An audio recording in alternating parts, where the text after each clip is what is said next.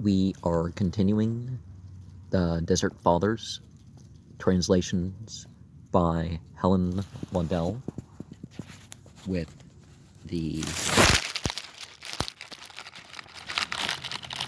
sayings of the Fathers, translated from the Greek by Pelagius, the Deacon, and John, the Subdeacon. Book 1 of the Perfecting of the Fathers.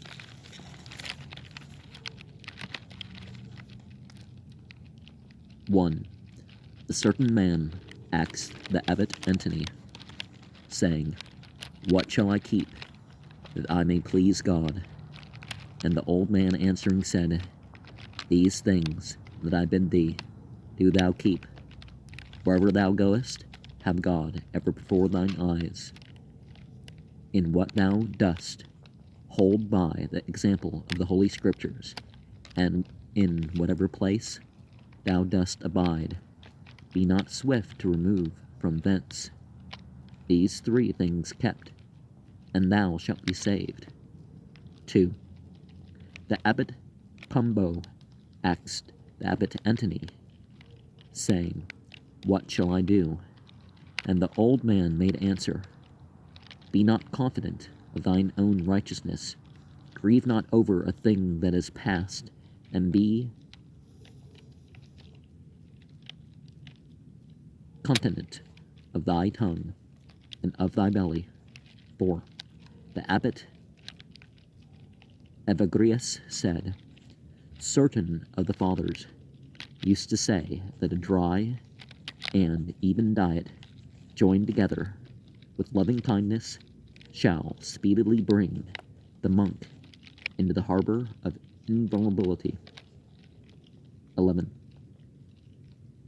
A brother asked an old man, saying, "What thing is there so good, that I may do it and live?" And the old man said, "God alone knoweth what is good, yet I have heard that one of the fathers questioned the great abbot Mystero, who was a friend to Abbot Antony, and said, 'What good work shall I do?' And he answered, 'All works are not equal. The Scripture saith that Abraham was hospitable, and God was with him, and Elias loved quiet, and God was with him, and David was humble, and God was with him. What therefore thou findest that thy soul desireth in following God, that do, and keep thy heart." 15.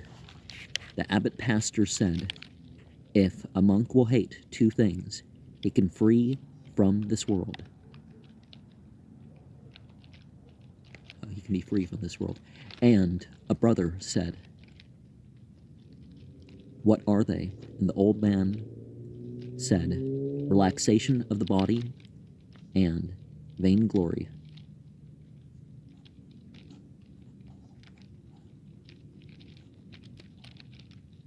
16.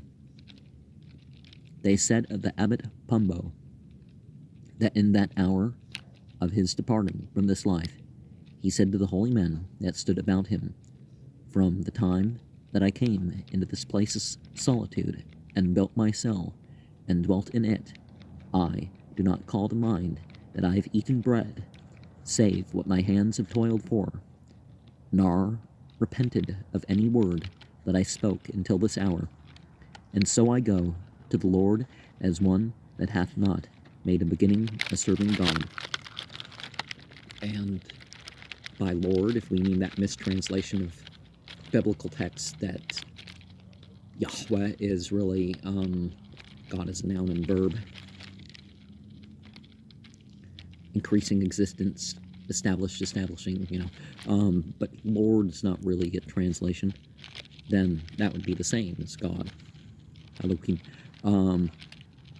19. A brother asked an old man, "How cometh the fear of God in a man?" And the old man said, "If a man hath humility and poverty, and judgeth not another, so comes in him the fear of God. In the Islamic tradition, it's less fear as it is regard. Yeah, you can fear the consequences. That's fine.